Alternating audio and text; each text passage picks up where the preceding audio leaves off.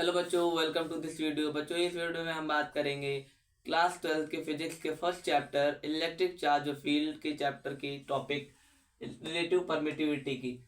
इसके पहले हमने कूलम्ब्स लॉ पढ़ा पहली वीडियो में। ये हमारी इलेक्ट्रिक चार्ज और फील्ड की दूसरी वीडियो है। इसमें हम बात करेंगे रिलेटिव परमिटिविटी की।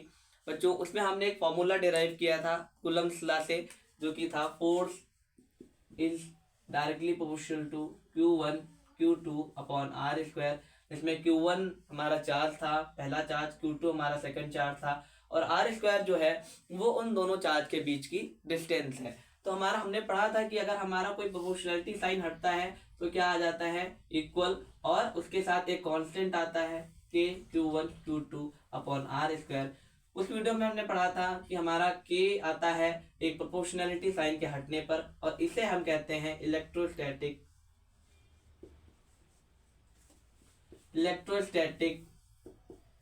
कांस्टेंट। इलेक्ट्रोस्टैटिक कांस्टेंट बच्चों के क्या है, इलेक्ट्रोस्टैटिक कांस्टेंट है। आगे हम बात करेंगे, हमारी जो टॉपिक है रिलेटिव परमिटिविटी। क्या होता है रिलेटिव परमिटिविटी? बच्चों, रिलेटिव का मतलब क्या होता है, किसी एक पर्सपेक्टिव को दूसरे पर्सपेक्टिव के साथ रिलेट करके एक चीज हम फाइंड आउट करते हैं, तो होता है रिलेटिव। परमिटिविटी क्या होता है कि परमिटिविटी एक प्रॉपर्टी होती है मीडियम की, जिसके द्वारा हम दो चार्जेस के बीच में इलेक्ट्रिक फोर्स फाइंड आउट कर पाते हैं। मतलब क्या, दो चार्जेस जब होते हैं, एक तो वैक्यूम में होता है और दूसरे चार्जेस क्या करते हैं, किसी मीडियम में रखे होते हैं। तो एक पर्सपेक्टिव क्या है कि हमारे चार्जेस वैक्यूम में है, दूसरा पर्सपेक्टिव क्या हो गया कि हमारे चार्जेस क्या हैं, एक किसी मीडियम में रखे हुए हैं। तो उन दोनों को रिलेट करके अगर हम कुछ निकालते हैं कि हमारा जो इलेक्ट्रिक फोर्स, उन दोनों के चार्जेस के बीच में इलेक्ट्रिक फोर्स है या नहीं है, तो बेसिकली क्या, परमिटिविटी एक ऐसी प्रॉपर्टी होती है जो कि हमको इलेक्ट्रिक फोर्स फाइंड आउट करने में मदद करती है दो डिफरेंट मीडियम्स में।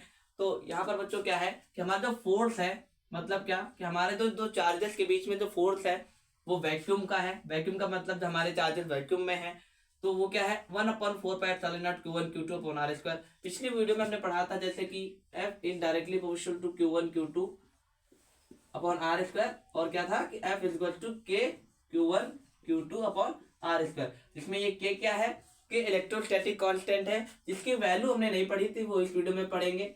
1/4πε0। ठीक है, तो बच्चों ये क्या होती है, वैल्यू होती है k की वैल्यू क्या होती है, 1/4πε0। ये बच्चों याद रखिएगा। एप्सिलॉन नॉट क्या होता है, एप्सिलॉन नॉट को ही हम परमिटिविटी कहते हैं। क्या कहते हैं बच्चों, परमिटिविटी कहते हैं। एप्सिलॉन नॉट बच्चों क्या होता है, परमिटिविटी। अगर यहाँ पर नॉट लगा रहे हैं तो ये क्या है, permittivity of the free space. अगर बच्चों यहाँ पर सिर्फ एप्सिलॉन नॉट कहीं पे लिखा है, सिर्फ एप्सिलॉन नॉट, तो वो क्या होता है, परमिटिविटी ऑफ द मीडियम। याद रखिएगा बच्चों कि हमारा जो एप्सिलॉन नॉट होता है, एप्सिलॉन ये क्या कहलाता है, इसे ही हम परमिटिविटी का नाम देते हैं, यही परमिटिविटी होता है।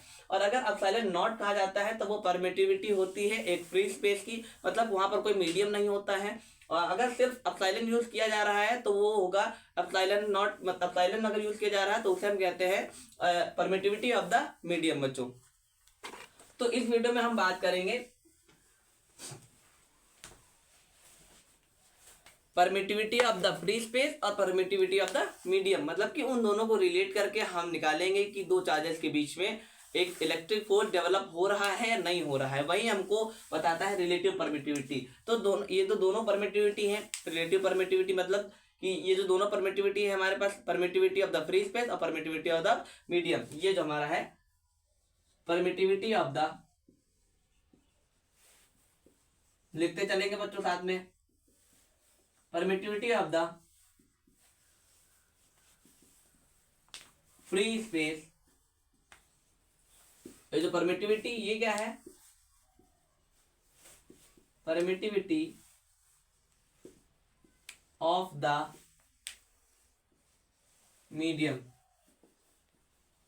तो बच्चों इन्हीं दोनों परमिटिविटी को रिलेट करके हमारा आता है रिलेटिव परमिटिविटी। वो बच्चों आगे देखेंगे फॉर्मूले के साथ। तो क्या था बच्चों कि जो हमारा फोर्स जनरेट हो रहा है वैक्यूम में, जब हमारे चार्जेस क्या है फ्री स्पेस में है, वैक्यूम में है, तो हमारा फोर्स ऑफ अट्रैक्शन क्या था कि 1/4πε0 Q1 Q2 upon R square. फिर से पढ़ेंगे कि आर स्क्वायर हमारा क्या है, उन दोनों चार्जेस के बीच की डिस्टेंस है, Q1 Q2 हमारे वो दोनों चार्जेस हैं, और हमारा 1/4πε0 क्या है, वो के जो हमारा क्या था, इलेक्ट्रोस्टैटिक कांस्टेंट। उसी प्रकार से हम F क्या पढ़ेंगे, F का मतलब क्या, फोर्स इन मीडियम, जो हमारे चार्जेस कहाँ रखे हुए हैं, एक किसी पर्टिकुलर मीडियम में रखे हुए हैं। तो तब क्या होगा फॉर्मूला, 1/4πε हमने पढ़ रखा है। एप्सिलॉन नॉट क्या था, permittivity of the free space. Epsilon क्या होता है, एप्सिलॉन होता है जब हमारे चार्जेस किसी भी मीडियम में रखे होते हैं, तो ये क्या होता है, परमिटिविटी ऑफ द मीडियम। तो इसका फॉर्मूला क्या होता है, 1/4πε Q1 Q2 upon R square. और ये क्या होता है, हमने पढ़ा है रिलेटिव। रिलेटिव का मतलब इन दोनों को रिलेट करके निकाला जाता है। तो क्या मतलब, ऊपर क्या होता है हमारा फोर्स ऑफ वैक्यूम, जो फोर्स वैक्यूम में जनरेट होता है, फोर्स वैक्यूम, और ये क्या होता है, force of attraction between medium, जो हमारे चार्जेस क्या है किसी भी मीडियम में रखे होते हैं। तो ये जो इसका रेसिप्रोकल होता है, इसका जो रेशियो होता है वो कहलाता है डाई इलेक्ट्रिक कॉन्स्टेंट। ये क्या होता है, डाई इलेक्ट्रिक कॉन्स्टेंट। इसे हम, ये जो हमारा के टाइप का बना हुआ है, के वाला जो साइन है, इसे हम कहते हैं डाई इलेक्ट्रिक कॉन्स्टेंट, या फिर इसे कहते हैं हम परमिट, लिख लेते हैं बच्चों पहले ये, डाई इलेक्ट्रिक कांस्टेंट, या फिर इसे कहते हैं हम रिलेटिव परमिटिविटी। दोनों ही होते हैं रिलेटिव परमिटिविटी, ये दोनों नाम होते हैं बच्चों इनके। ये जो हमारा के साइन है, इसे पहला तो हम कहते हैं डाइलेक्ट्रिक कांस्टेंट, और क्या कहते हैं, रिलेटिव परमिटिविटी। ठीक है बच्चों, आगे पढ़ेंगे कि ये आया कैसे। ये जो हमारा डाइलेक्ट्रिक कांस्टेंट था, ये निकल के कैसे आया, और इसी जो हमारा रिलेटिव परमिटिविटी है, इसे हम कैसे निकालेंगे, फॉर्मूले के जरिए से। ये तो हमारा था कि हमको बेसिकली करना क्या है कि F जो वैक्यूम का था और F जो मीडियम का था, इसको डिवाइड कर देना है, हमारा रिलेटिव परमिटिविटी निकल आएगा। तो बच्चों इसको डिवाइड करके देखते हैं।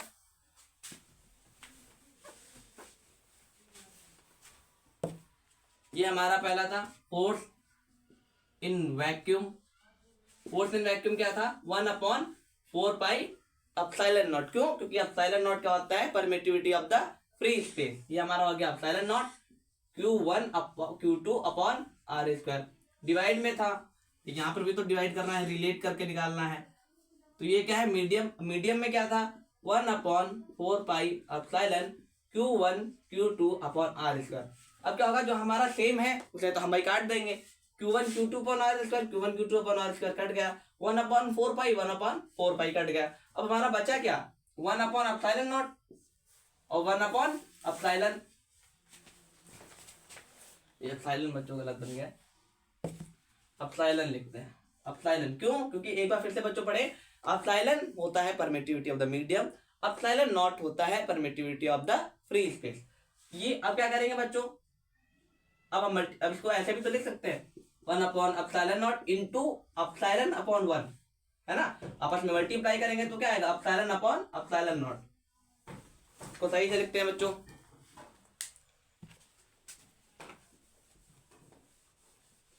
क्या आ गया, अब ε/ε0। ये जो होता है बच्चों, ये कहलाता है ε/ε0। बच्चों ये जो होता है ये कहलाता है डाई इलेक्ट्रिक कांस्टेंट। ये जो हमारा के होता है, के टाइप का साइन, इसे हम कहते हैं डाई इलेक्ट्रिक कांस्टेंट या फिर रिलेटिव परमिटिविटी। डाई लिख लेते हैं बच्चों, डाई इलेक्ट्रिक कांस्टेंट या फिर रिलेटिव परमिटिविटी।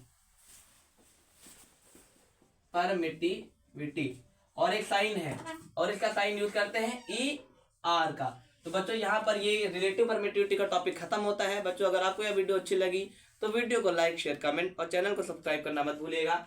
मिलते हैं अगले टॉपिक के साथ। Thank you so much for watching.